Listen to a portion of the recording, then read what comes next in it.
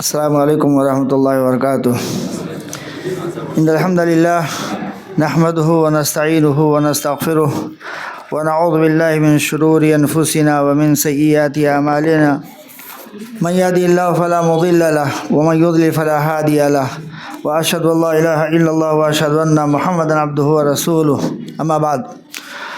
فاعوذ باللہ السمیع العلیم من الشیطان الرجیم بسم اللہ الرحمن الرحیم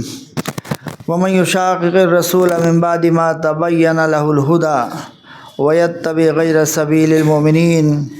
نوله ما تولى ونصله جهنم وساءت مصيرا۔ محترم حاضرین، بزرگوں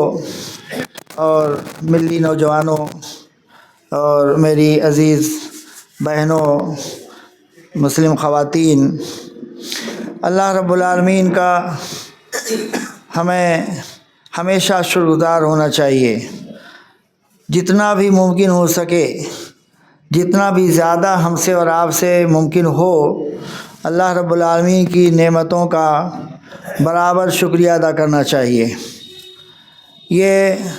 ہم پر ایک طرح سے ہماری ذمہ داری ہے، ہم پر واجب ہے۔ اللہ تعالیٰ کی نعمتیں بے شمار ہیں، اللہ تعالیٰ کی نعمتیں بے شمار نعمتیں ہیں، مگر ان نعمتوں کی قدر کون کرتا ہے؟ وہی جو اللہ تعالیٰ پر ایمان لاتا ہے، وہی قدر کرتا ہے جو سنجیدہ ہے، وہی قدر کرتا ہے جو غور و فکر کرتا ہے، وہی قدر کرتا ہے ان نعمتوں کی جو ذہن و دماغ کو کام میں لا کر کے سوچتا اور سمجھتا ہے۔ اور یہ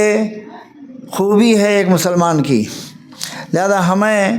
اللہ رب العالمین کی جو بھی نعمتیں ہمارے ساتھ ہیں، ہم شمار کریں تو بڑا مطلب کوئی شمار ہی نہیں کر سکتا۔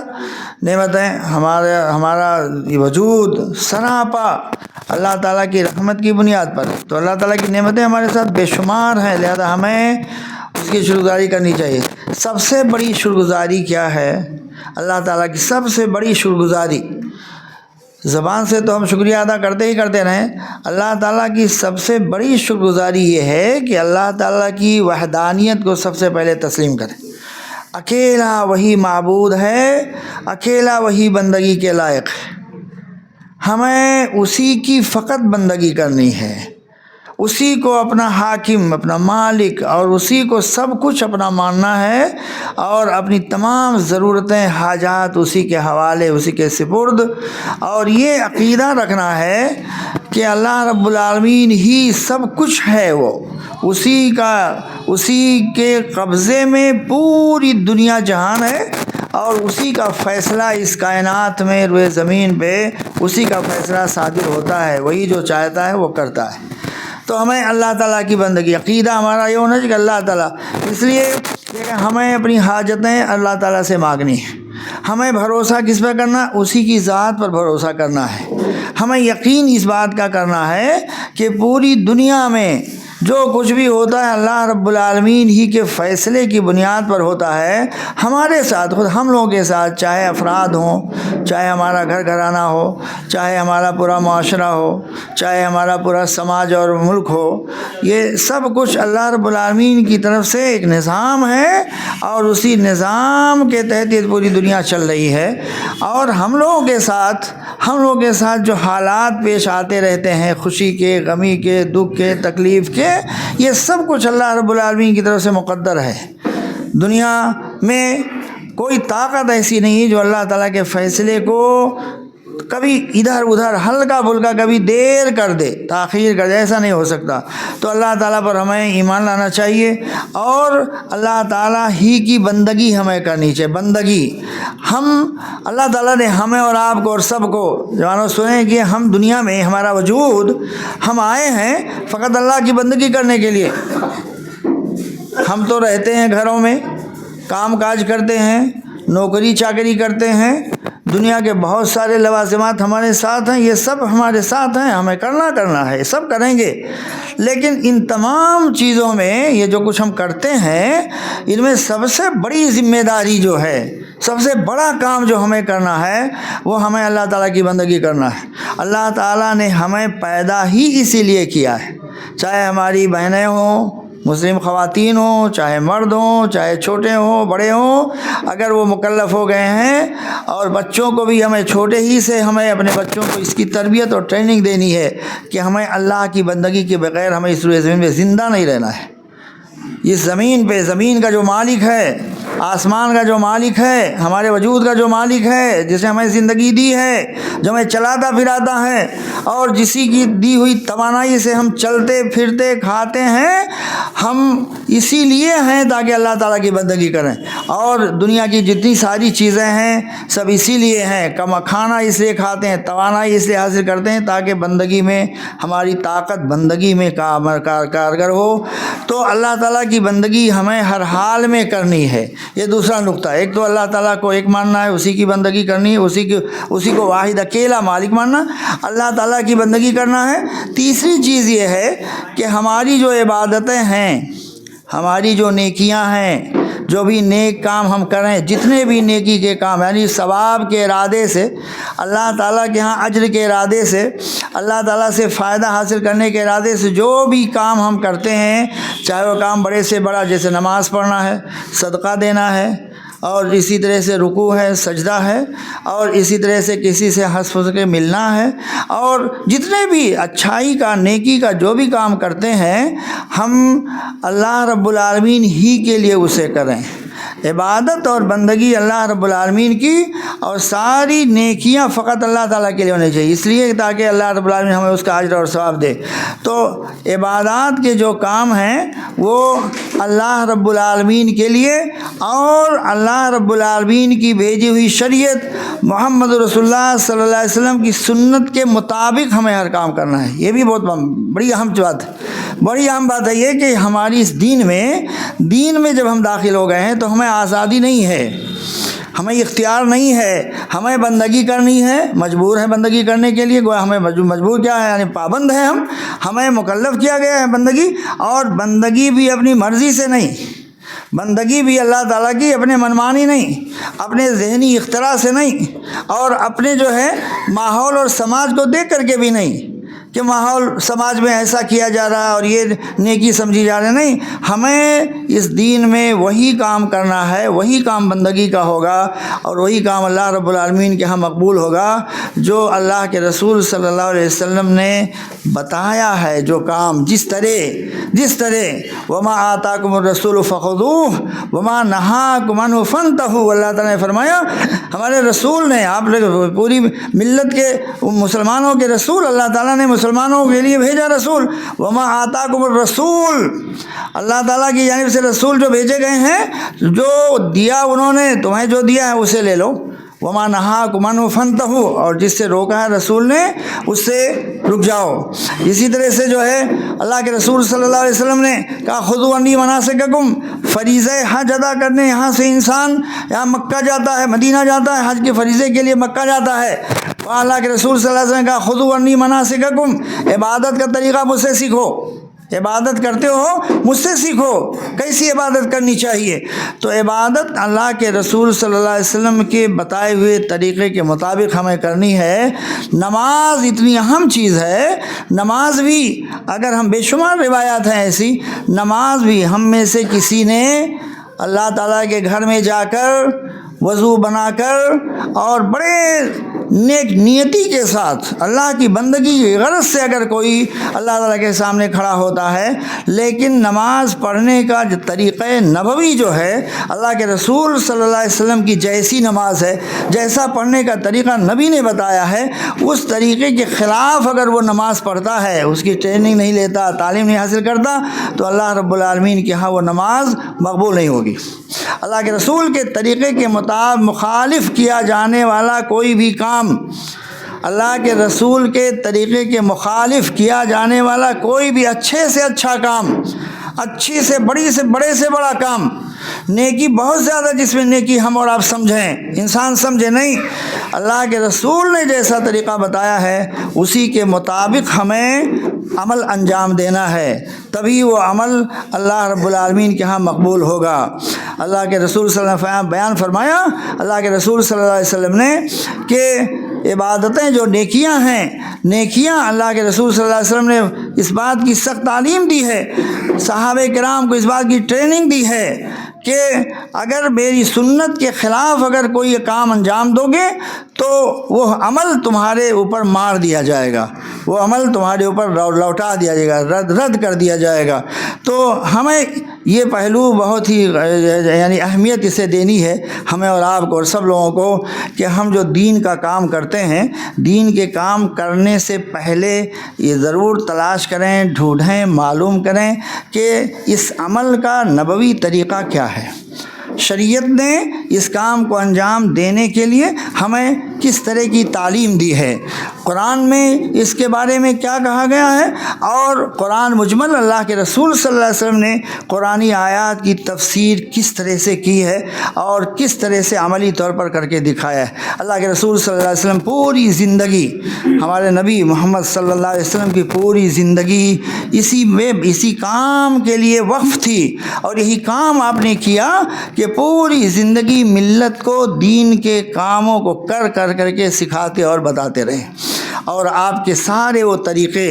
آپ کے تمام طریقے صحابہ کرام کے واسطے سے، آپ کی ساری تعلیمات آپ کے ساتھیوں کے واسطے سے، اور آپ کے سارے پیغامات آپ کے ان شاگردوں کے واسطے سے پوری ملت اسلامیہ تک پہنچی ہوئی ہیں۔ آج ہمارے پاس کوئی چیز دین کی، کوئی چیز ڈھکی اور چھپی نہیں ہے، کوئی بھی چیز ایسی نہیں ہے جس کے بارے میں ہمیں واضح ہدایت اللہ کے رسول صلی اللہ علیہ وسلم بیان فرمایا۔ اسی اسلام کے سلسلے میں ترکتکم علی المحجۃ البیضاء لیلھا کنہارھا لا یزیغ عنھا الا ھالک۔ اخیر میں آپ نے کہا کہ میری ملت کے لوگوں، اے مسلمانوں،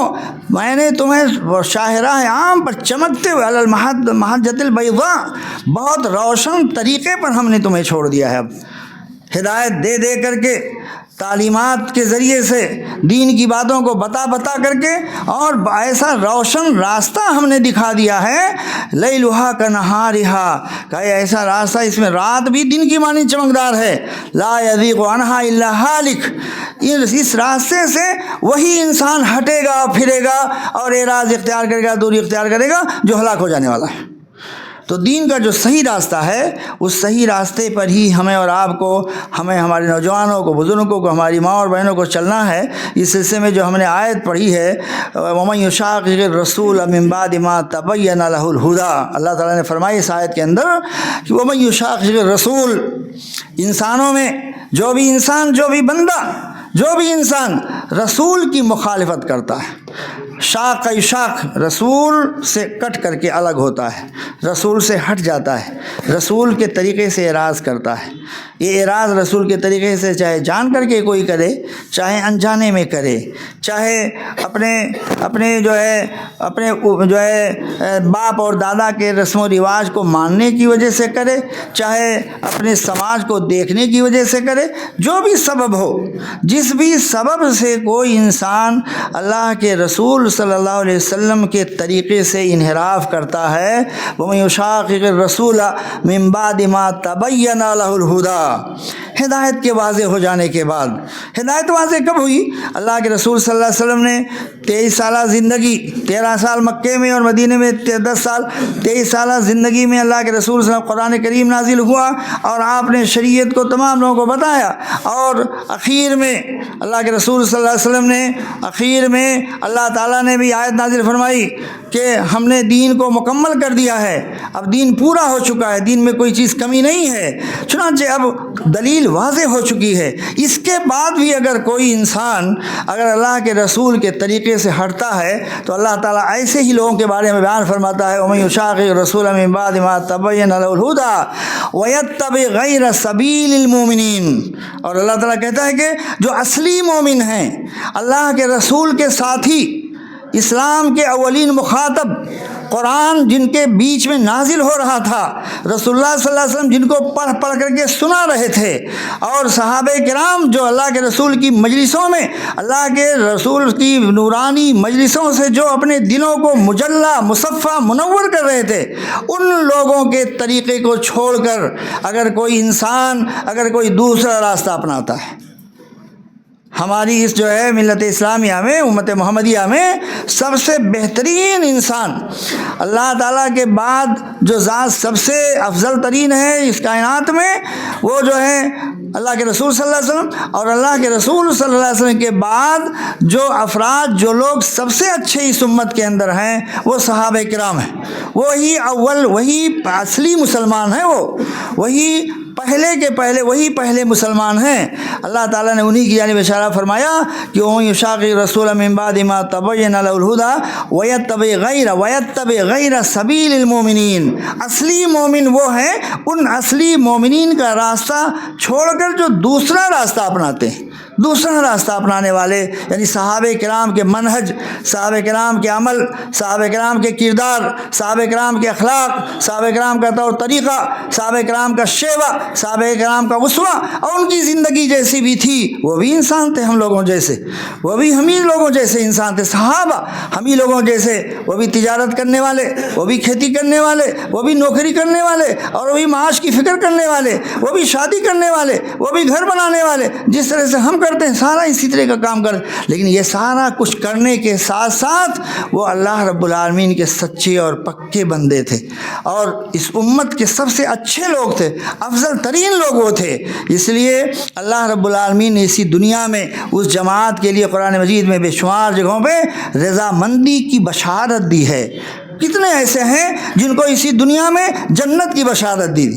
اسی دنیا میں جنت کی بشارت اللہ کے رسول صلی اللہ علیہ وسلم نے دے دی. اور صحابہ کرام میں کتنے ایسے ہیں، بہت بڑی تعداد، جنہیں اللہ رب العالمین نے اپنی جانب سے خوش ہونے کی بشارت دے دی، کہا کہ میں خوش ہو چکا ہوں ان لوگوں سے. یہ ایسے لوگ تھے مہاجرین اور انصار، جن کی ایک بے روشن داستان ہے. تو ایسے لوگوں کی داستان ہمیں پڑھنا ہے، ان کا طریقہ اپنانا ہے، ان کے راستے پر چلنا ہے. ان کا شیوا کیسا تھا، وہ طریقہ کیسا تھا، گھریلو زندگی کیسے تھی، معاشرتی زندگی کیسے تھی، میل جول کیسے تھا، شادی بیاہ کیسے تھا، اور کس طرح سے معاملات تھے، تجارتیں کیسے کر، ساری تفاصیل موجود ہیں صحابہ کرام کی. ہمیں اسی انداز میں اسی طرح زندگی گزارنی. اللہ تعالیٰ نے فرمایا کہ جو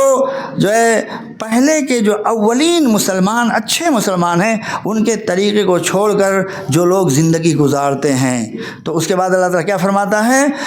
نُوَلِّهِ مَا تَوَلَّى. یہ دیکھیے، یہ سننے کی بات ہے. یہ اللہ تعالیٰ کی جانب سے بہت بڑی بات کہی جا رہی ہے. اللہ تعالیٰ بتا رہا، نُوَلِّهِ مَا تَوَلَّى. ایسا انسان جو رسول کی مخالفت کرتا ہے، معارضہ کرتا ہے، رسول سے ہٹتا ہے، اور پہلے کے جو مومنین ہیں ان مومنین کے شیوا طریقے سے جو اعراض کرتا ہے، اللہ تعالیٰ کہتا ہے کہ ہم اس کو اسی راستے پہ جھونک دیتے ہیں جدھر وہ جانا چاہتا ہے. نُوَلِّهِ مَا تَوَلَّى، موڑ دیتے ہیں اس کو، اسی جانب موڑ دیتے ہیں اس کو جس جانب جانے کا وہ عزم و ارادہ کر رہا ہے. جدھر وہ جانا چاہتا ہے اسی طرف ہم جا، تو ادھر ہی جا. جب ادھر جا رہا ہے تو ادھر ہی جا. اللہ تعالیٰ کہتا ہے میں وہ جدھر جانا چاہتا ہے، جدھر خود مڑ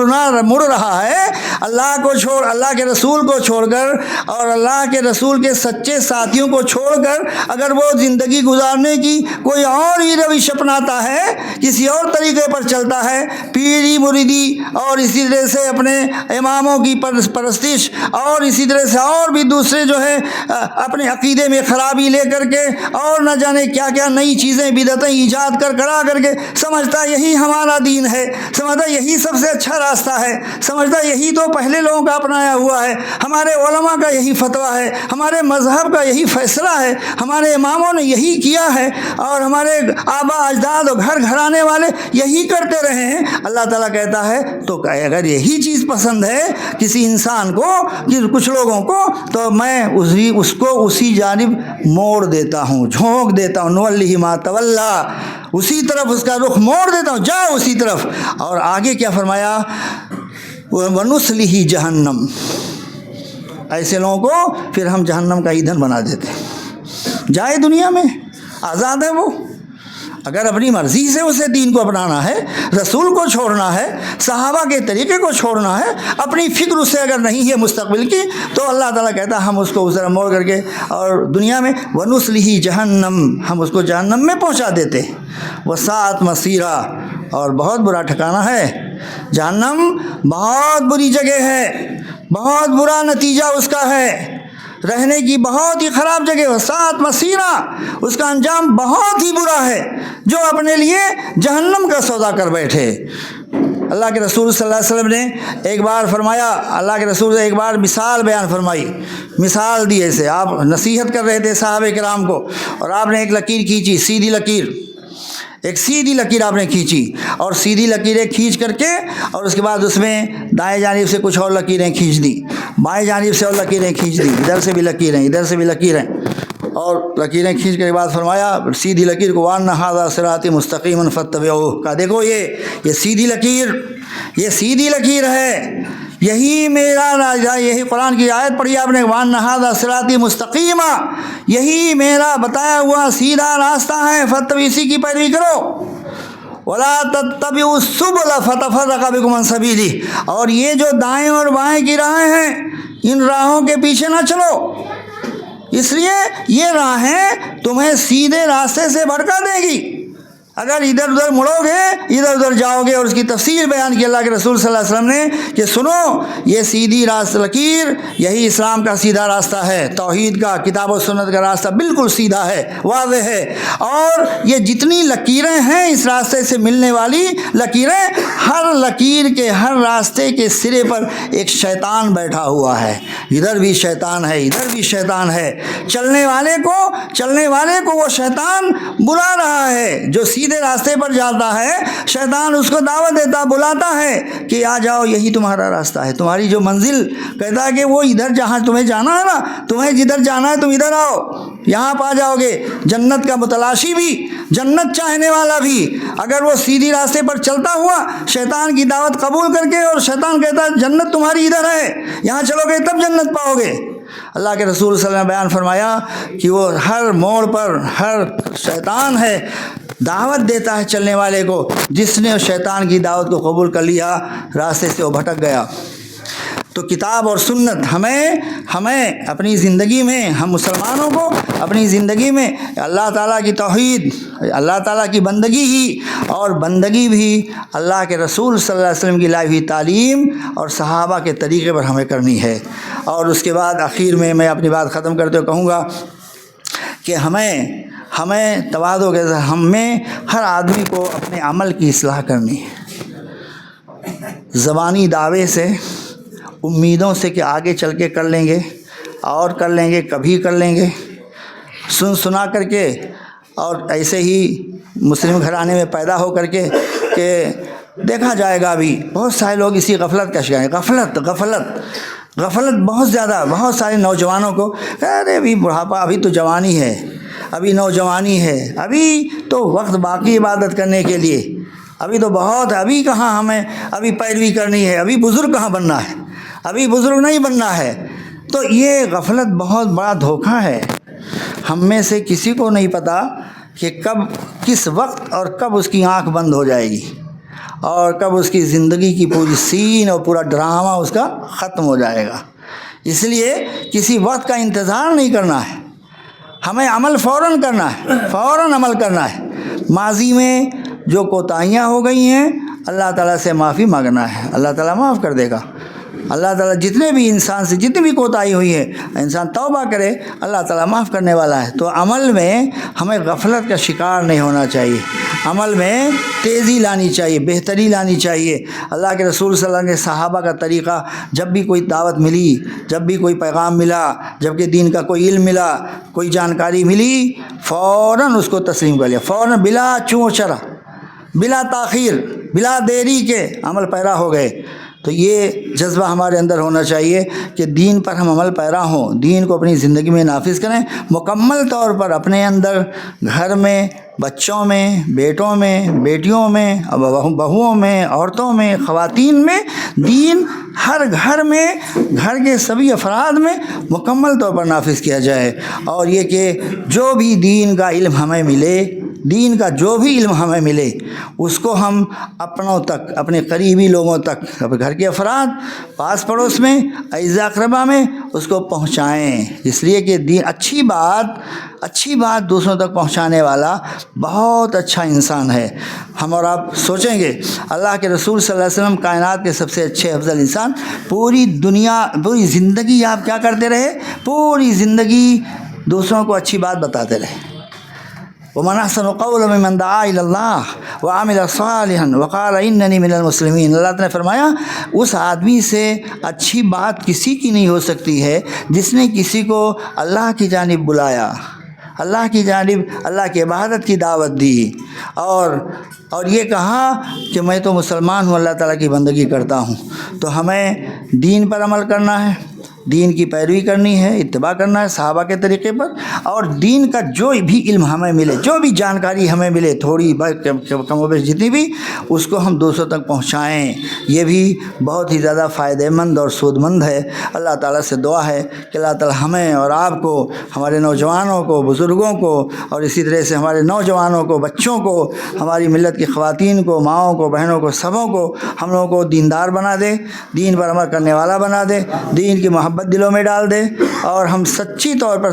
طور بن کر، سچے وفادار مسلمان بن کر کے دین کی ہم پیروی کریں۔ اللہ تعالی ہمارے نیک کاموں کو قبول فرمائے، اور ہم سے جو کوتاہیاں ہو چکی ہیں ماضی میں، انسان ہونے کے ناطے جو کوتاہیاں ہوتی رہتی ہیں، اور جو کمزوریاں اللہ تعالی ہم انسانوں سے ہوتی رہتی ہیں، ہم لوگ اللہ تعالی سے دعا کریں کہ اللہ تعالی ہماری کوتاہیوں کو درگزر فرمائے، اور ہمارے اندر ایمان کی محبت بیدار کر دے، اور جب تک دنیا میں ہمیں زندہ رکھے سلامتی کے ساتھ، ایمان کے ساتھ، اور جب ہمارا خاتمہ ہو تو اسلام پر اور ایمان کے ساتھ ہو۔ اقول قولی ھذا واستغفر لی ولکم ولسائر المسلمین فاستغفروہ انہ هو الغفور الرحیم۔ السلام علیکم ورحمۃ اللہ وبرکاتہ۔